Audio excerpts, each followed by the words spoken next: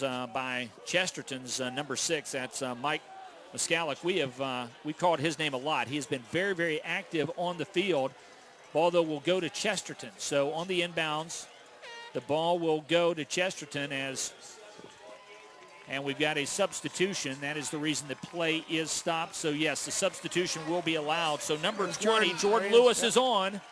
So he has been stitched up, and number 4, Mark Gore, is off. So Jordan Lewis has, we don't know how many stitches in the top of his head, but we do know he missed a combined total of 7 minutes of play. That says to me that the kid's pretty tough. Yeah, and the crowd just gave a tremendous roar. Obviously, for his return, they were all concerned. So very happy Chesterton crowd right now. Once again, I want to remind you that you are watching live coverage of the 2007 Indiana Boys State Soccer Championship game on IHSAA.org. I'm Mike King, along with Coach Dan Capsalis, who last year celebrated with his Carmel Greyhounds on this very pitch a perfect season and a state championship, and it's a pleasure to have him joining us in the booth. Any chance that we might see you back on the sidelines in the near future? It's absolutely possible, Mike. Just trying to get in the rhythm with work, and wife with the 6 kids, and trying to be a bit of a dad too. So yeah, absolutely. I'd never say never to anything, and if the right opportunity is there, and it works out for me. So it's in your blood. Once it's in your blood, it's there. It's hard to get it out, isn't it? And this is the first season I've taken off in 25 years. I've heard a lot of race car drivers say that. It feels weird being out, but I'd anticipate at some point. There's the kick from Kurt Fant, and Fant tries to go deep into the box, and the ball is knocked away as Evansville Memorial, with those 4 defenders deep, as they will now control. That is for Memorial, number 16, Ryan Kiefer, who will go to the left side. Ball goes out of bounds, and the ball goes back to Chesterton. The throw-in looks like it's going to be handled by number 20, Jordan Lewis, who just re-entered. If you've just joined us, Lewis apparently contact away from the ball with about 4 minutes to play. Great throw by Jordan Lewis, but he suffered a cut to the top of his head, came off the pitch with a lot of blood showing on the left side of his head, was tended to very quickly, and as we mentioned, returned at about the 36-minute mark. So Jordan Lewis back on the pitch here at Kuntz Memorial Stadium.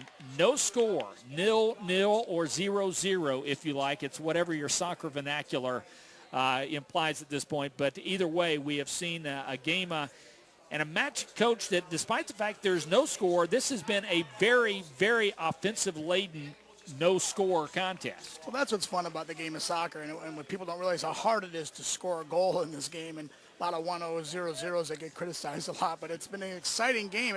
As you watch it, there's so much opportunity and action going on that the fact that there's no score is not taken away from this exciting game at all. Well, the beauty of soccer, you really have to see this game in person to understand, and you've got to see it more than once to understand why it captivates fans around the world, and why it is such a, it's almost difficult to explain the religion that soccer is in many parts of the world. Not quite there yet in the United States, but certainly, Coach, you have seen it pick up a lot of speed just over the last 5 or 6 years. Oh, tremendous! Not just in Indiana specifically, but also in our country. We've got our professional league going, our national teams are in full rhythm, so it's picked up. We've got a ways to go, but it's part of the developmental process, and it's exciting to be a part of that and watch it grow. It's been a tremendous growth over the last 10, 15 years.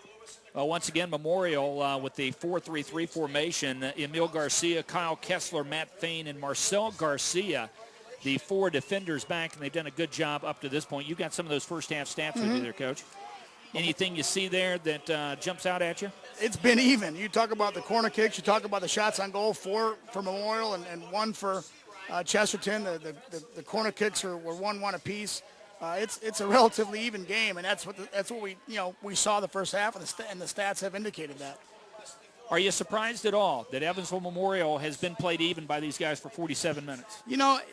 In this game, nothing surprises me anymore. You never know. I didn't know much about Chesterton coming in. Obviously, to get to this point, they've got to be doing something right and rolling on all cylinders, and they played tremendous teams to get here, and they've beaten some tremendous teams to get here. So at this point, you're not surprised by anything.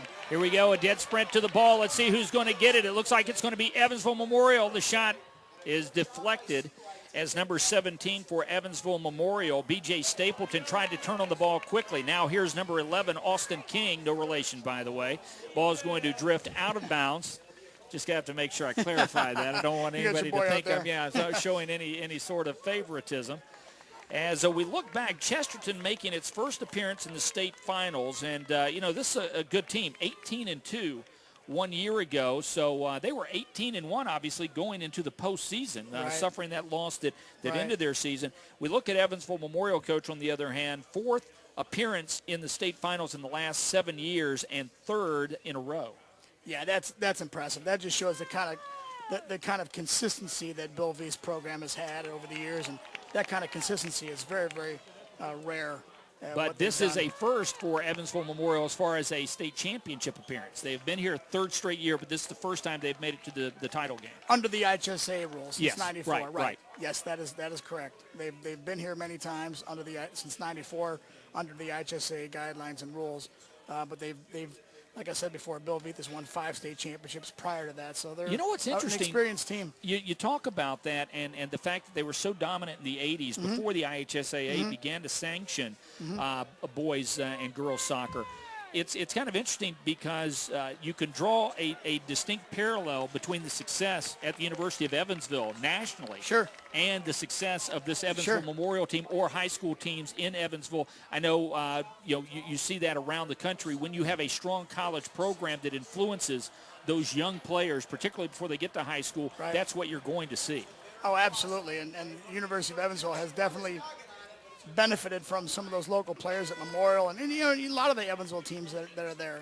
And Castle is in that area too, and they've produced some tremendous players over the years. But back in the 80s, there were 3 dominant teams, and that was Memorial, North Central, and Carmel that just kept sharing the state championships. What you've seen in the last 10 or 15 years is the growth of soccer and this parity on the boys' side. It's coming along on the girls' side, where Carmel had been dominating for so long on the girls' side.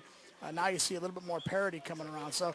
And that's what the sport needs. It doesn't need somebody dominating all the time. It needs constant new blood and constant new opportunities for these teams and programs. And that's what you're seeing now. It's really a free for all, and anybody can get here. And it speaks volumes for the coaching and the development of soccer in all parts of the state. By the way, that last substitution for Memorial, Zach Braddock is on, and number 7, Andrew Fuchs, is off, as once again the pace of this match has really left these players quite winded, and we have seen a lot of substitutions. Chesterton working the ball on the left side. This is Chesterton's number 16, Cole Calloway, as Calloway will try to work the ball to the middle, and he'll do just that. Chesterton now will kind of control the ball in the middle and look now to set up something.